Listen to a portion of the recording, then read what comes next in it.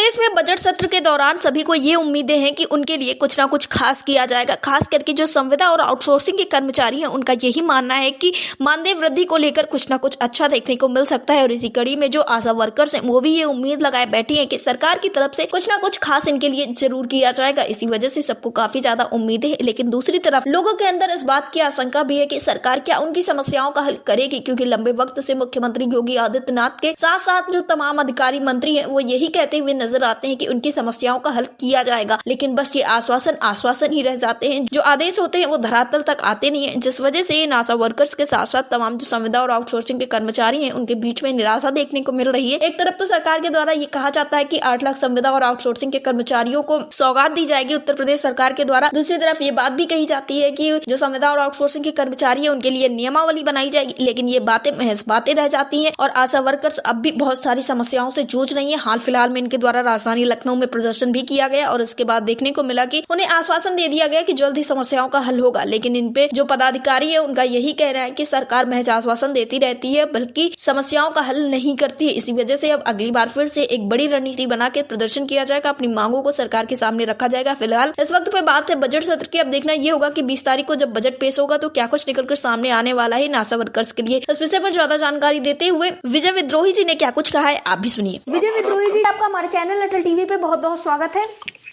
धन्यवाद। विजय विद्रोही जी, जैसा कि लगातार ये खबरें निकलकर सामने आ रही हैं और कहा भी जा रहा है कि बजट सत्र के दौरान जो संविदा और आउटसोर्सिंग के कर्मचारी हैं, उसमें उनके मानदेय वृद्धि को लेकर बातचीत की जाए और इनके मानदेय वृद्धि को लिए कुछ किया जाए। और ऐसी आशाएं भी जताई जा रही हैं कि बजट सत्र के दौरान ही उत्तर प्रदेश सरकार द्वारा कुछ सौगात दी जा सकती है। तो ऐसे में आशा बहुओं के लिए और संविदा आउटसोर्सिंग कर्मचारियों के लिए आप क्या कुछ सोच रहे हैं? तो ये हम लोग तो चाहते हैं कि कम से कम ये जो आउटसोर्सिंग में लोग हैं, ये स्किल्ड हैं सब, और आशा वर्कर्स भी जो है, इनका तो 45वें सम्मेलन में कहा ही गया था कि उनको न्यूनतम वेतन दिया जाए। और तो लेकिन सरकार की कोई मंशा दिखाई नहीं पड़ती है। संविदा में 10-10, 15-15, 20-20 साल हो गए और वायलेशन कर रहे हैं ये लोग। जो विधान है, श्रम कानून है, उनके तहत तो 180 दिन, 240 दिन का जो है नियम उपनियम बना हुआ है कि अगर ये काम कोई व्यक्ति करता है तो वो अस्थायी कर्मचारी के रूप में माना जाएगा। सरकार ने दरअसल में उन कानूनों विधानों को उन्होंने तक परे रख दिया है। और ये जो आउटसोर्सिंग है, एक्चुअल में ये कंपनी राज है एक तरह का। सरकार कंपनियों को पैसे दे रही है। जो पैसे सरकार कंपनियों को देती है, वही पैसा सीधे अगर इन कर्मचारियों को देने लगे तो वो बढ़ोतरी का सवाल खत्म हो जाएगा। कंपनी को तो आप दे रहे हैं, वो उसका मुआवजा पैसा दे रहे हैं। एक स्किल वर्कर की फार्मा के सेक्टर में अगर आप देखिए, स्वास्थ्य में जो है तो लाखों लोगों का नियोजन है आउटसोर्सिंग में। वही नर्स जो है आउटसोर्सिंग में जब काम करती है तो 12,000 पा रही है, और वही सरकारी क्षेत्र में जब काम कर रही है तो 1,20,000 से 1,40,000 पा रही है। तो बहुत बड़ा वेरिएशन है। तो सरकार को दरअसल में समान काम के समान वेतन के सिद्धांत को लागू करना चाहिए, आउटसोर्सिंग कर्मचारियों पर भी और संविदा कर्मचारियों पर भी। जो समान काम का समान वेतन का जो सिद्धांत है, और जिसमें सुप्रीम कोर्ट ने अभी हालिया अपने कई जजमेंट में कहा है कि भाई जो एक जैसा काम कर रहे हैं लोग, उनको समान सुविधाएं दी जानी चाहिए। तो सरकार इस पर बात नहीं करना चाहती जी, इसको सुनना भी नहीं चाहती है। जी विजय जी, जैसे कि एक खबरें निकलकर सामने आ रही थी ऐसी भी कि सरकार के द्वारा ये कहा गया है, खास करके मुख्यमंत्री योगी आदित्यनाथ के द्वारा 8 लाख संविदा और आउटसोर्सिंग कर्मचारियों को सौगात मिलेगी। इसी के साथ नियमावली बनाई जाने की भी बात की गई थी, लेकिन वो बातें महज बातें रह गई, धरातल पे कुछ होता हुआ नजर नहीं आया। जब ये खबर निकलकर सामने आई, उस वक्त पे जो आशा वर्कर्स है, उनके बीच में भी काफी उम्मीदें जगी थी कि शायद इन 8 लाख संविदा और आउटसोर्सिंग कर्मचारियों में उन्हें भी सम्मिलित किया जाएगा, उनकी समस्याओं का हल किया जाएगा। लेकिन फिर देखने को मिला कि चीजें वैसी की वैसी बनी है, आदेश महज आदेश ही रह गए, धरातल पर कुछ भी होता हुआ नजर नहीं आया। नहीं, उनको बजट का जो केंद्रीय बजट आया है उसमें भी कुछ नहीं दिखाई पड़ता है, और राज्य सरकार की भी कोई मंशा दिखाई नहीं पड़ती है, और ये इस दिशा में कुछ करने वाले नहीं है। ये आउटसोर्सिंग कर्मचारियों और स्कीम वर्कर्स के लिए कुछ नहीं करने वाले हैं। इलाहाबाद हाईकोर्ट का एक जजमेंट है 2020 का मिड डे मील वर्कर्स के लिए। उसमें उन्होंने कहा कि इनको न्यूनतम वेतन दीजिए और 2005 से इनका एरियर दीजिए। जी। 2005 से 20 तक जो उनका बढ़त वेतन है उसका एक भुगतान करिए आप। सरकार भी 5 साल हो गया है उस आर्डर का अध्ययन कर रही है और उसको लागू नहीं करती। जी। तो 2000 रुपए वो पा रही है।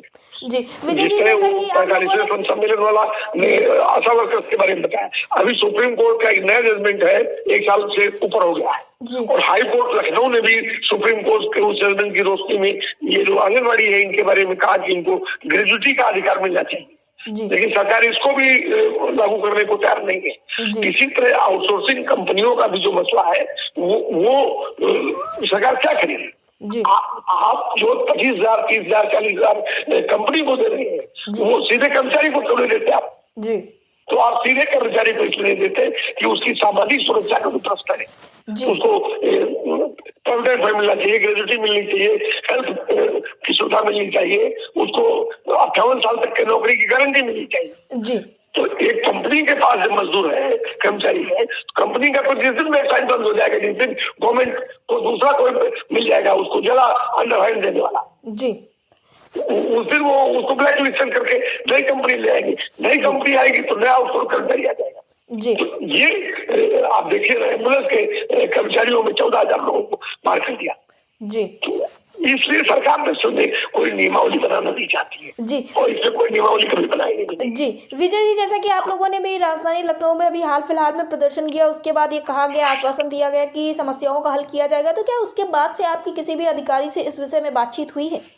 नहीं, वो बिल्कुल नहीं बात करते हैं। वो इसी तरह लखनऊ में जब पहुंच जाइए तो प्रेशर कुछ रहता है तो उस प्रेशर को रिलीज करने के लिए तो कुछ बातचीत करते हैं, कुछ इसी तरह का आश्वासन मिलता है।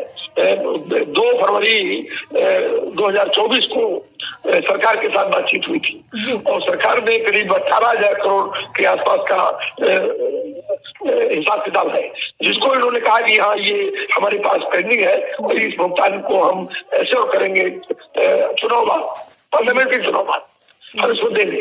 साल पूरा बीत गया, कई बार जो है हम लोगों ने डिस्ट्रिक्ट लेवल पर प्रोटेस्ट किए, गवर्नमेंट को चिट्ठियां लिखी, इनको याद दिलाया भाई आपका 2 तारीख का एक समझौता है उसको आप लागू करिए। उन्होंने कोई उसको उसके बारे में सुनना नहीं। अभी उन्होंने फिर कहा है कि हम लागू करेंगे, इस पर विचार कर रहे हैं, आपका भुगतान देने के लिए कैबिनेट हो रहा है। ये सब बातें हैं, इनको दरअसल में बहुत सस्ता श्रम, ये दरअसल में सरकार जो है सस्ते श्रम की सप्लायर हो गई है। जी। एक बात समझिए, और सस्ते श्रम की लूट का ऐसा दौर हो, खासतौर से महिला श्रम की लूट का इतना बेशर्म और नंगा दौर कभी इतिहास में नहीं देखा गया। और ये सरकारें गरीबी, मुफलिसी, जो गांव में तकलीफ है, गुर्बत है, लोगों की गरीबी है, उसका एक्सप्लॉयटेशन है, उसके गरीबी के नाम पर लोगों का दोहन और शोषण कर रहे हैं और उनके श्रम को लूट रहे हैं। जी। और ये एक बड़ी लड़ाई की जरूरत है, सरकार से कोई उम्मीद नहीं। जी विजय जी, एयरटेल टीवी से जुड़ने के लिए धन्यवाद। धन्यवाद, आपका आभार।